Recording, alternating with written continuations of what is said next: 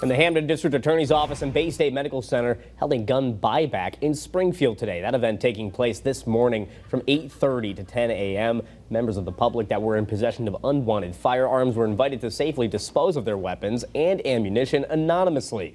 Western Mass News spoke with Dr. Kevin Moriarty, the chief of pediatric surgery at Baystate Children's Hospital. He told us the importance of increasing public safety, especially when it comes to removing guns from the streets.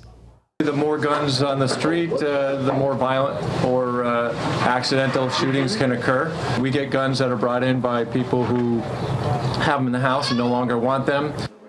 Dr. Moriarty also telling Western Mass News how many weapons they're expecting to collect during today's gun buyback.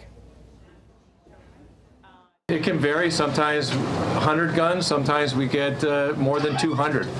The more the better. Every gun brought in today will be scrapped at a later date, and in exchange for turning in a handgun, rifle, shotgun, or assault weapon, residents were given between $50 and $100 in Big Y gift cards.